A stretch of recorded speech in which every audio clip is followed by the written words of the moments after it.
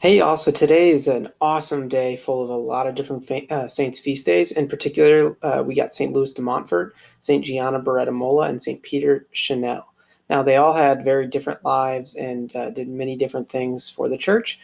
St. Louis and St. Peter were both priests. St. Louis and St. Peter both lived in the 1800s. St. Gianna actually lived in the 1900s and was really recently canonized by John Paul II, and she was a mother who had a wife, a mother, a doctor.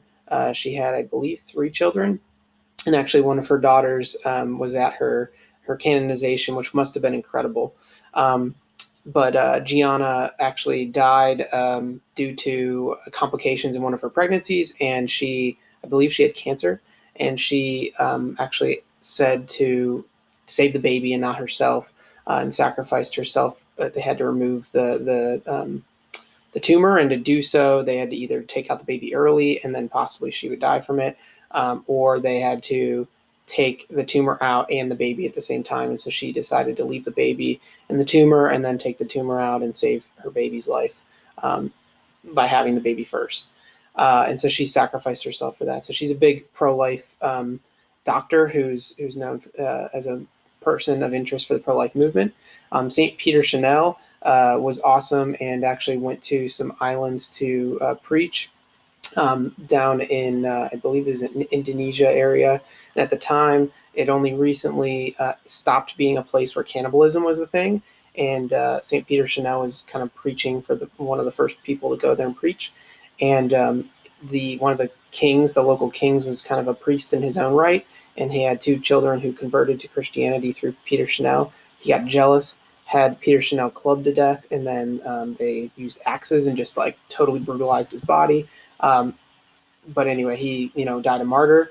Louis de Montfort was living in Europe during a time when Jansenism was a huge deal, and Jansenism basically was like only the holiest of holy, only the people who are basically like the Pharisees, were able to receive the Eucharist, were able to go and receive confession, etc., receive the sacraments. So Louis de Montfort kind of preached against that, and also preached devotion to our Blessed Mother.